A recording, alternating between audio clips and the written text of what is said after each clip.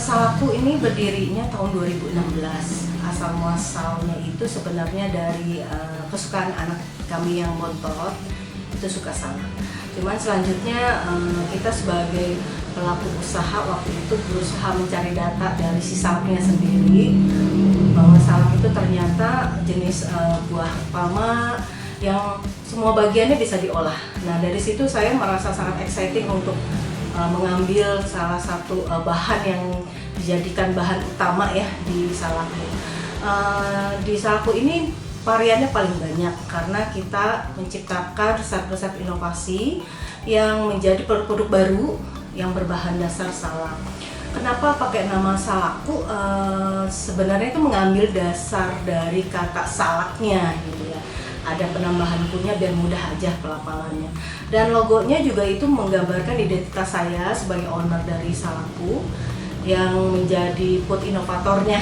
Kenapa memilih salak? Karena waktu tahun 2016 itu saya mencari data.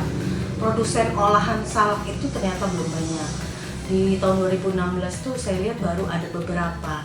Kalau buah yang lainnya kayak pisang itu kan udah banyak ya. Kalau salak ini saya lihat kompetitornya masih sedikit, apalagi yang membrandingnya itu dengan sungguh-sungguh itu saya lihat masih belum banyak. Itu kenapa saya pilih.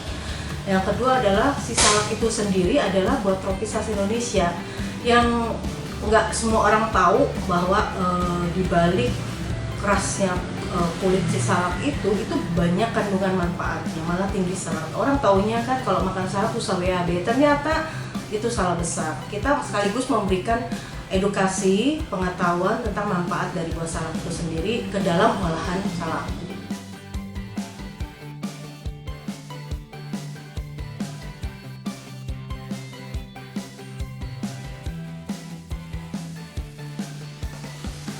Untuk penerapan zero waste di salakku sebenarnya itu awalnya karena kita kan mulainya dari rumah, di lingkungan komplek perumahan yang awalnya kita niatnya tuh tidak mau meninggalkan limbah gitu kan, karena kapasitas produksinya juga waktu itu masih terbatas, masih di rumah, awalnya seperti itu. Lalu yang kedua kita mendata juga, ternyata di awal itu ya tahun 2016 kita sebenarnya sudah tahu bahwa kulit dan bijinya itu memang sudah bisa dimanfaatkan juga. Cuma kita mengikuti kapasitas produksi, baru mulai memproduksi si biji dan kulitnya menjadi produk yang komersial itu kita mulai di tahun 2016 kita mulai pasarkan secara serius ya, dengan kemasan yang sudah baik dan juga sudah ada izinnya. Jadi zero waste itu memang sebagai bentuk kita untuk peduli sama lingkungan dan meningkatkan kembali nilai ekonomi dari si limbah itu sendiri. Memang di awal kita produksinya olahan itu masih di kue-kue ya, salah satunya yang paling best seller itu brownies.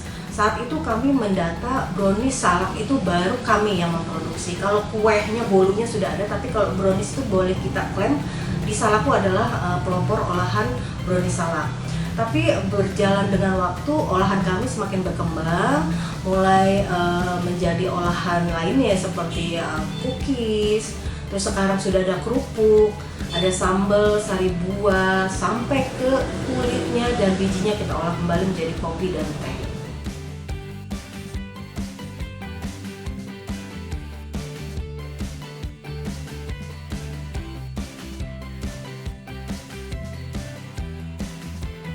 Perkembangan dari salakku sejak tahun 2016 cukup bagus ya.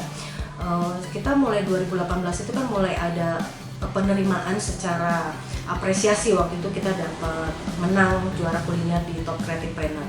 Nah, sejak itu kita pembangunan toko pertama, perapian ruang produksi, pembenahan kemasan. Lalu mulai di tahun 2021 kita mulai masuk ke pasar retail. Nah, sejak itu market size kita juga udah mulai besar, dan saat ini kita sudah punya workshop sendiri yang terpisah dari rumah produksi yang pertama. Mudah-mudahan proyeksi kami tahun ini kita bisa tembus pasar ekspor. Untuk distribusi kami untuk online-nya ada di semua marketplace. Bisa diketik aja salakku, semua bisa dapatkan produknya di hampir semua marketplace yang ada di Indonesia. Untuk offline-nya kita ada di beberapa modern retail seperti jaringan M Block Market, itu sudah ada di Jakarta, Jogja, Jambi, Medan, dan Padang. ada juga di Arum Dinamart, ada di Midshop Grocery Jogja, terus juga kita ada di ada di beberapa gerai toko oleh-oleh di Purwakarta. Dan untuk pasar luarnya kita juga bekerja sama dengan pihak ketiga. Kita ada di negara Belanda, Singapura, dan Turki.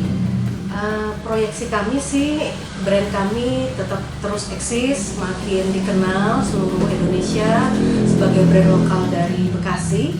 Yang kedua, produk kami bisa semakin banyak di semua wilayah dan toko-toko, bisa didaftarkan dengan mudah, dan semoga produk kami juga bisa masuk pasar ekspor ya tahun 2023. Sesuai dengan target kami, kita sedang mengeluarkan produk kerupuk sebagai resep inovasi dari kami. Kerupuk pertama, olahan kerupuk pertama dari salak, itu dari salak. Kalau saya boleh memberikan sedikit sharing mungkin ya, tipsnya untuk bisa punya usaha dan tetap eksis adalah semangat untuk terus bertumbuh.